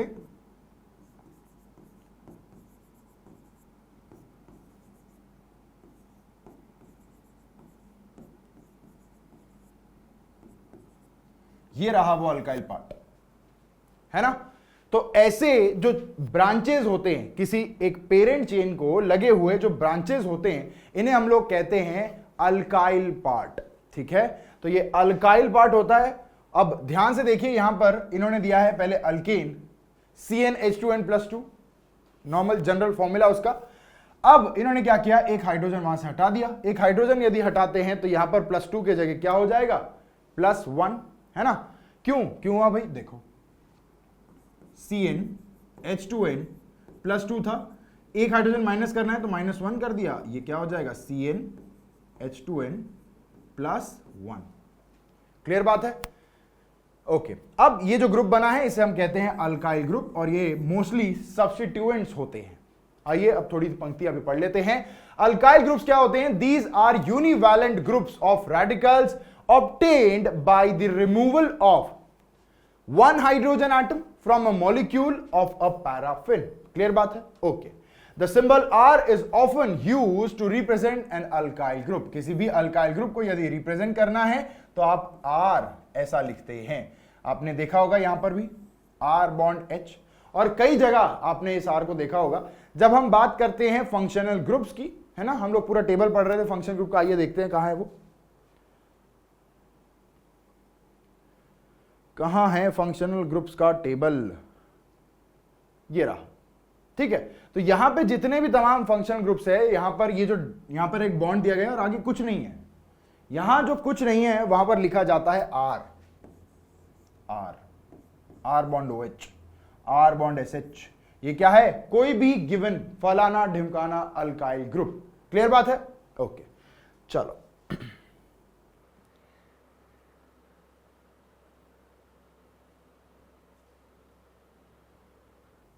तो this is nothing but the description for alkyl groups. I hope आपको समझ में आ चुका होगा। एक बार फटाफट देख लो, उसके बाद बढ़ते हैं आगे। अब यदि एग्जांपल्स देखने होंगे इस अल्काइल ग्रुप के, तो देखिए मेरे पास में है N प्रोपेन में ले रहा हूं, ठीक है। N प्रोपेन मतलब CH3, CH2 एंड CH3, ठीक है, यह N प्रोपेन। अब मैं क्या करूंगा, इससे एक हाइड्रोजन रिमूव कर दूंगा। अब चाहे वो हाइड्रोजन यहां का भी हो सकता है, वो यहां का भी हो सकता है, राइट। इसे मैं एक्सपैंड करके बॉन्ड लाइन स्ट्रक्चर बना दूं तो आपको शायद बेहतर तरीके से समझ में आएगा। देखो CH और एक हाइड्रोजन में निकाल के यहां लिख रहा हूं, और साथ ही में CH2 यहां पर है और एक हाइड्रोजन निकाल के मैं यहां लिख रहा हूं। 2 प्रोबेबिलिटीज है यहां पर हाइड्रोजन निकालने की, चाहे वो ये कार्बन से निकालिए या फिर वो कार्बन से निकालिए। इस कार्बन से मतलब कि ये हाइड्रोजन A अगर आप रिमूव करते हैं तो एक अलग अल्काइल ग्रुप बनेगा, और यदि HB आप रिमूव करते हैं तो आपको एक अलग अल्काइल ग्रुप प्राप्त होगा। अब यदि हमने HA रिमूव किया, -HA, ठीक है, तो क्या बनेगा, यहां पर बनेगा CH3 bond CH2 bond CH2 कुछ इस तरीके से। ये है हमारा अल्काइल पार्ट। इसे हम क्या कहेंगे, पहले क्या कह रहे थे, एन प्रोपेन, तो ये क्या है, एन प्रोपाइल। क्लियर बात है, ओके। अब नेक्स्ट यहां देखो, अब यदि मैं HB माइनस कर देता हूं, HB को हटा देता हूं, तो क्या होगा, देखो भाई, CH3 बॉन्ड, यहां पे कार्बन होगा, यहां पे एक हाइड्रोजन, और इधर हमारा CH3 वैसा का वैसा। ये रहा हमारा फंक्शनल ग्रुप, इसे हम कहते हैं, ये रहा हमारा प्रोपाइल ग्रुप, और अब इसे हम कहते हैं आइसोप्रोपाइल।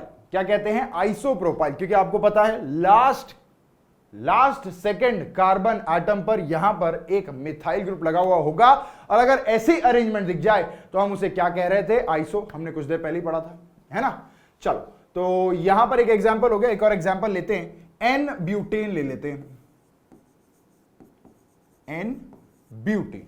अब देखिए यहां पर ब्यूटेन है हमारे पास CH3, CH2, CH2 and CH3। ठीक है, अब या तो यहां से कार्बन निकलेगा, अब या तो यहां से हाइड्रोजन रिमूव होगा, या फिर इस वाले कार्बन से। ये एक्चुअली मॉलिक्यूल आप देख सकते हैं तो सिमेट्रिकल मॉलिक्यूल है, राइट। तो आप यहां से निकालिए तो एक अलग बनेगा, और यहां से निकालेंगे तो एक अलग अल्काइल ग्रुप यहां पे बनेगा, और बाकी फिर अगर यहां से भी निकालते हैं सेम ही होगा, वो कुछ ज्यादा डिफरेंस नहीं होगा। अब इसे हम लोग थोड़ा सा एक्सपैंड करके बॉन्ड लाइन स्ट्रक्चर में लिख देते हैं ताकि समझने में आसानी हो। CH2 बॉन्ड, यहां पे CH एक हो गया, ये हाइड्रोजन, और यहां पर दूसरा हाइड्रोजन, ये दोनों रिमूव हो सकते हैं। इसे हम HA कह देते हैं और इसे हम HB कह देते हैं। अब यदि मैं HA को माइनस कर दूं, HA को मैं यहां से रिमूव कर देता हूं, इस वाले को, तो क्या कंपाउंड बनने वाला है, CH3, CH2, CH2, और यहां पे होगा CH2, और इस तरीके से हमारा अल्काइल पार्ट तैयार हो चुका है, जिसे अब हम कहेंगे एन ब्यूटाइल। क्या कहेंगे, एन ब्यूटाइल। अल्केन को क्या कह रहे थे, अल्काइल, तो ब्यूटेन को क्या कहेंगे, ब्यूटाइल। क्लियर बात है, ओके।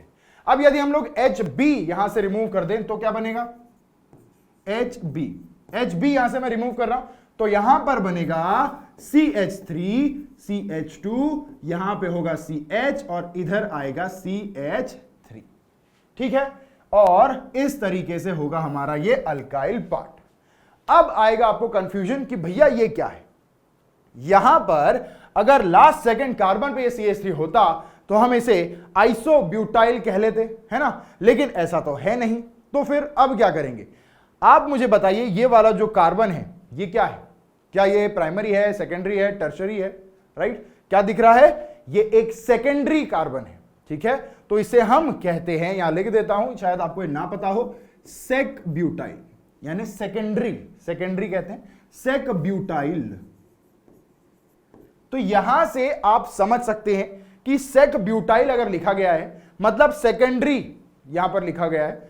अगर आइसोब्यूटाइल रहता तो हम क्या बनाते, देखो, यदि हमारे पास में आइसोब्यूटाइल होता,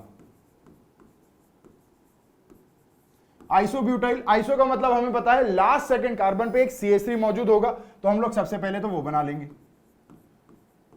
ये रहा हमारा आइसोब्यूटाइल वाला स्ट्रक्चर, जैसे वो बनने वाला है अब। ठीक है, अब ब्यूटाइल यानी 4 कार्बन 3 यहां हो गए, तो एक हम यहां बना लेंगे CH2। तो इस तरीके से होना चाहिए था हमारा आइसोब्यूटाइल। ठीक है, और है भी। अब यदि हम लोग बात करें सेकेंडरी ब्यूटाइल की, सेकेंडरी ब्यूटाइल की, तो ये किस प्रकार होगा, सेकेंडरी कहा गया है तो हम लोग इसे यहां पर लिखेंगे। क्लियर बात है, देखो कहां लिखेंगे, CH3 बॉन्ड। नो डाउट ये भी सेकेंडरी है, लेकिन इसकी जो टर्मिनोलॉजीज है, इसका जो नाम है, ये हमारे पास ऑलरेडी है आइसो। लेकिन यदि लास्ट थर्ड कार्बन पे है तब तो आइसो कहते नहीं है, तो क्या कहेंगे, तो हम इसे सेकेंडरी ब्यूटाइल कहेंगे, और जो स्ट्रक्चर आपके पास आएगा वो कुछ इस तरीके से आएगा। देखिए, ये है हमारा सेकेंडरी ब्यूटाइल, राइट। ये है आइसोब्यूटाइल, ये है सेकेंडरी ब्यूटाइल, दोनों के दोनों आप ध्यान रखेंगे। ठीक है, कोई दिक्कत, कोई समस्या, कोई परेशानी यदि हो तो एक बार फटाफट इसे देख लो, उसके बाद हम बढ़ते हैं आगे।